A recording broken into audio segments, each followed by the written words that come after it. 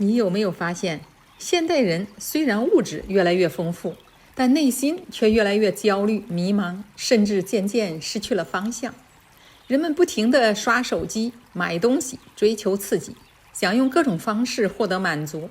可熱鬧過後留下的往往不是充實，而是更深的疲憊和失落。為什麼努力生活，卻還是找不到真正的滿足？2000年前，保羅在羅馬書第1章裡一針見血地指出了這個問題的根源。很多時候不是我們不夠努力，而是離開了生命真正的源頭。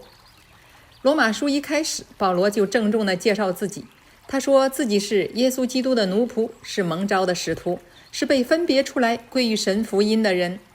這裡的重點不是保羅自己，而是他所傳揚的福音。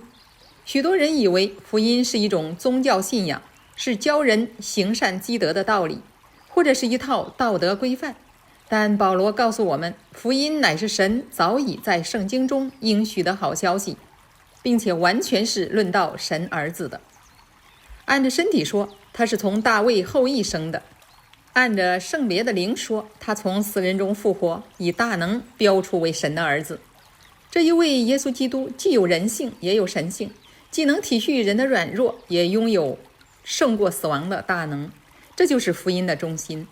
福音不是告訴人如何靠自己變好，而是把基督自己帶給人，做人的生命、能力和拯救。緊接着，保羅把鏡頭轉向整個人類。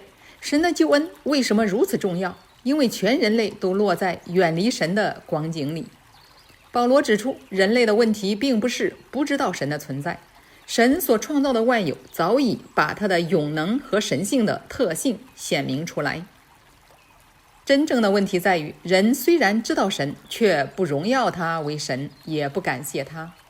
於是人開始把本來屬於神的位置交給別的東西。有人把金錢當作依靠，有人把事業當作價值，有人把愛情當作人生全部意義，也有人把自己所喜愛的事物當作最終追求。當受造之物代替了創造主，人就慢慢失去了方向。保羅說，他们的思想變為虛妄，無知的心就昏暗了。離開源頭之後，裡面的空缺再也無法真正被填滿。保羅接着揭示了人類墮落過程中最可怕的一步：神任憑他們。很多人以為神的審判一定是轟轟烈烈地降下來，但保羅讓我們看見，神有時最嚴肅的審判就是任憑人繼續照着自己的道路往前走。神任憑他們乘着心裡的情欲陷入污穢，神任憑他們陷入可恥的情欲，神任憑他們存着可棄絕的心思。當人與神越來越遠，生命裡面便失去了真正的約束和供應，結果不義、邪惡、貪婪、惡毒、嫉妒、爭競、詭詐和兇殺不斷增長。不僅如此，人甚至開始把錯誤當作正確，把敗壞當作自由，並且與那些行同樣事情的人一同歡喜。這正是人離開生命源頭之後所產生的結果。當人離開生命的源頭，最終留下的就是黑暗、空虛和無力。然而保羅寫下這些，並不是要叫人絕望，而是要讓人看見福音的寶貴。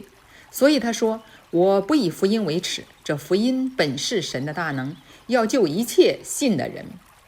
當我們看見人類離開神之後的光景，就更能明白，真正的答案不在人天然的努力裡，而在神所預備的救恩裡。接着保羅又說，因為神的義在這福音上本於信，顯示於信，如經上所記，義人必本於信得生並活着。原來神沒有要人靠自己掙扎着改變自己，他把基督賜給人做人的生命、能力和供應。當人重新回到生命的源頭，就會發現福音不是一種宗教要求，而是神親自來做人的拯救。